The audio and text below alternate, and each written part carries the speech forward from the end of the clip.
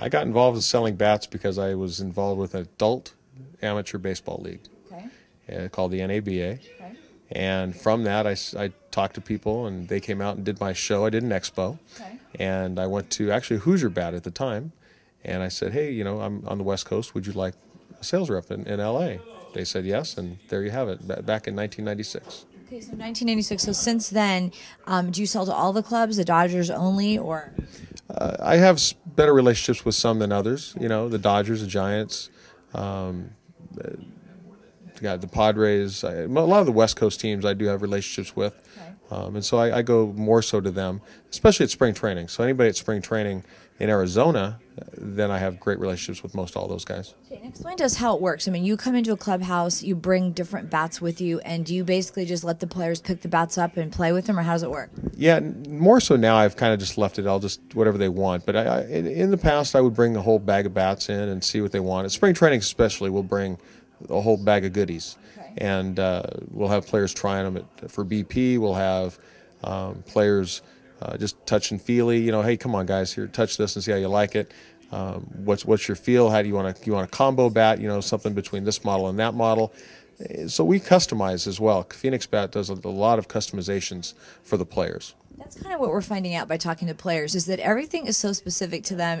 Now, is there a standard weight, length? What's the standard for a bat, and that everything else that can be changed? Well, again, it's guys are very particular, like you said, but 34-inch in that between a 33.5 to 34.5-inch bat is going to be the norm. Okay. 34, 31 ounce. They typically stay a 3-ounce graduate. So anywhere, if it's 34 inches, it's going to be a 31 ounce. 33-inch, 30 ounce. What about for weight? Same thing? Yeah. Yeah, the weights will be very similar. All the players, they have to stay within the 3.5 ounce graduate difference anyway. Okay. Now, what kind specifically of bats do you just do? Maple, pine, as far as the wood goes? Well, as far as Phoenix Bat, they do ash, maple. They do birch now. Birch has been a bat that's gained some popularity, but more guys seem to be going back to ash that I've run into. Really? Maple is very, very hot as well. Guys like that because it's hard. It's a harder wood. So between the ash, the maple, and the birch, that's pretty much what Phoenix and most other companies do as well. Okay.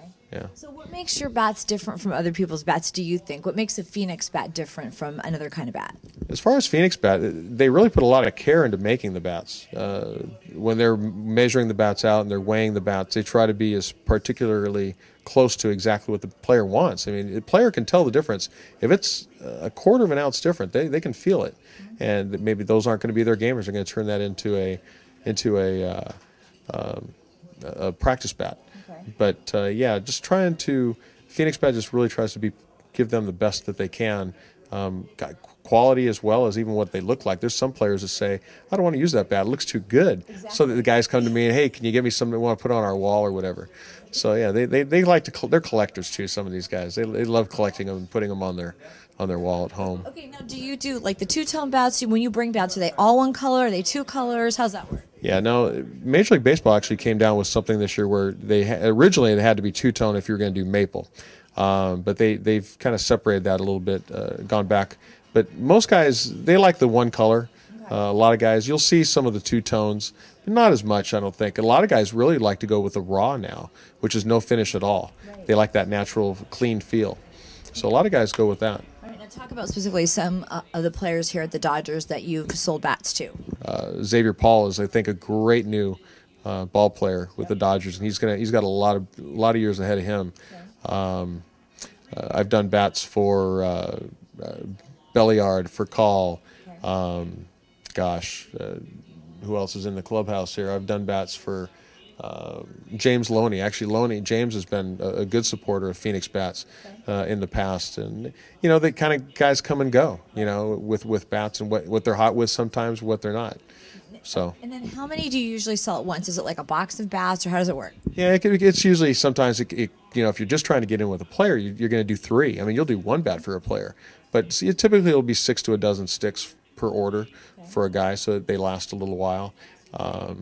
Then it depends on really the companies that they're using. Some bats are going to break a lot more than other companies. It seems like so. With us, it's been pretty good. The guys I know with Xavier, he swings a couple other companies too, but the Phoenix bat I know when he's using them, he's still had them for a while, so that's a good thing. Have you ever had any strange requests or anybody who was memorable because they wanted something specific? Or that's a trick question, isn't it? There was a couple players back when about 98, 99, in that time where the guys were switching out bats, and one request to put the guy's last name on the other guy's bat, and and so I did. We put so and so's name on the bat in between his name, and it was pretty funny. You know, that was one of the more interesting requests that I've done. Well, you know, they have their thing, and they like to, you know. No, it's all in the field, like you heard earlier. You know, somebody else, the guys, hey, I like this bat, I like that bat. Let's flip flop, and from now on, I swing yours with your name on it, and you swing mine with my name on it. So. Just to touch on the maple bat, you know, they shatter so much and all that. So, but you haven't seen a drop in guys wanting them then. Yeah, actually, that's part of what the change has been. You know, a lot of guys, they'll go from the maple back down to the ash. The ash having a little bit more flex. Again, some of the maple, it dries too quickly, and when some of those companies are drying them too quickly, ultimately they're microwaving them dry, trying to speed up the production. So the maple. You've seen a lot more guys going to the ash, I think more so lately than you would have 3 or 4 years ago.